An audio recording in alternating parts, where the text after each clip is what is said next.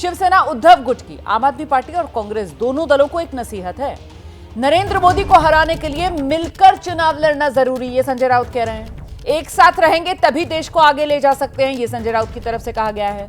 शत्रु बीजेपी है, कांग्रेस या आम आदमी पार्टी नहीं। तो संजय राउत जो हैं वो ये पाठ पढ़ा रहे हैं। आम आदमी पार्टी और कांग्रेस उद्धव सेना के साथ अभी तक तो इंडिया गठबंधन के ये सभी हिस्सा हैं और अपने दोनों सहयोगियों को संजय राउत की तरफ से कहा जा रहा है कि शत्रु बीजेपी है, कांग्रेस या आप नहीं, मिलकर चुनाव लड़िए। सुनिए। लोकसभा में आम आदमी पार्टी और कांग्रेस एक साथ लड़े थे, हम सब एक साथ रहे ना, इसीलिए तो बीजेपी का हमने पराभव किया है, हराया है बीजेपी को। हम बहुमत नहीं मिला मोदी जी को, लेकिन विधानसभा में जिस तरह से आप एक दूसरे के खिलाफ अखाड़े में फ्रीस्टाइल कुश्ती चल रही है, देश देख रहा है। 4 साल के बाद देश हमको सवाल पूछेगा। तो आप केजरीवाल जी को देशद्रोही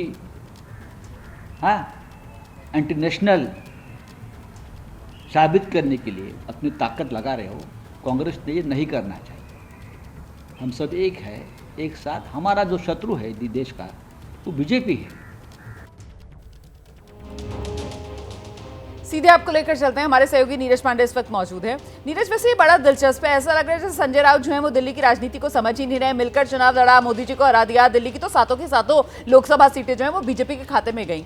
ये हकीकत भी शायद दरकिनार कर गए संजय राउत। और 2024 लोकसभा चुनाव भले ही अपने दम पर बहुमत नहीं मिला, लेकिन एनडीए को अपने दम पर बहुमत मिला और इस देश में एनडीए की ही मजबूत सरकार है। और उसके बाद तो महाराष्ट्र विधानसभा चुनाव भी हो गया, उससे भी सबक नहीं लिया। यहां दिल्ली के लिए जो पाठ पढ़ा रहे हैं संजय राउत, वो कितना खोखला या कितना मजबूत, आपको क्या लग रहा है? देखिए रोमाना, हर राज्य की अपनी राजनीति होती है और हर राज्य की राजनीतिक परिस्थिति भी अलग होती है। अभी महाराष्ट्र का चुनाव ही ले लीजिए। चुनाव के तुरंत बाद कांग्रेस के नेताओं ने इस बात का क्लेम करना शुरू कर दिया था कि वो शिवसेना के साथ मिलकर लड़ना उनके लिए घातक साबित हुआ और तमाम नेताओं ने खुलेआम इस बात को माना भी और कहा भी। पार्टी हाईकमांड से भी इस विषय को रखा भी। अब संजय राउत दिल्ली में भी वही बात कह रहे हैं, दिल्ली में भी ये बात कह रहे हैं कि सब लोग मिलकर लड़े। लेकिन दिल्ली की परिस्थिति अलग है, क्योंकि कांग्रेस का वोट बैंक भी वही है जो आम आदमी पार्टी का वोट बैंक है। कांग्रेस को इस बात का एहसास है कि जैसे जैसे वो दूसरे के लिए रास्ता छोड़ते जाएंगे, उनका रास्ता बंद होता जाएगा। और यही हुआ, चाहे बिहार ले लीजिए, चाहे उत्तर प्रदेश ले लीजिए, या पंजाब ले लीजिए, या दिल्ली ले लीजिए, या दूसरे राज्य, महाराष्ट्र भी इंक्लूडिंग उसमें से एक है, झारखंड उसमें से एक है। तो ये राज्य ऐसे हैं जहां कभी कांग्रेस फुल फ्लैश सरकार में थी, कांग्रेस सबसे बड़ी पार्टी थी, लेकिन आज वहां पर तीसरे नंबर या चौथे नंबर की पार्टी है, या ये कहें कि दूसरी क्षेत्रीय दलों पर उनकी स्थिति निर्भर है, चाहे उत्तर प्रदेश हो चाहे दिल्ली हो। दिल्ली में भी यदि वो आम आदमी पार्टी के लिए जगह छोड़ते हैं तो धीरे धीरे वो बिल्कुल उसी हालत में पहुंच जाएंगे जो हालत उनकी उत्तर प्रदेश में है, बिहार में है, महाराष्ट्र में है, झारखंड में है या दूसरे राज्यों में है।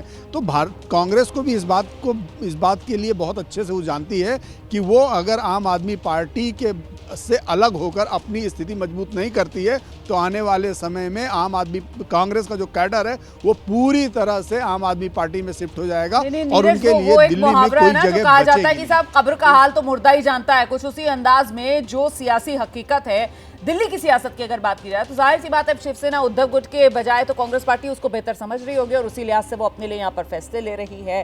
फिलहाल वो दूर के ढोल सुहावने कुछ इसी तरीके की संजय राउत के बयान के मतलब यहाँ पर निकाले जाएंगे, क्योंकि दिल्ली की जो राजनीति है उसको लेकर संजय राउत का बयान तो फिलहाल फिट होता हुआ नजर आता नहीं है।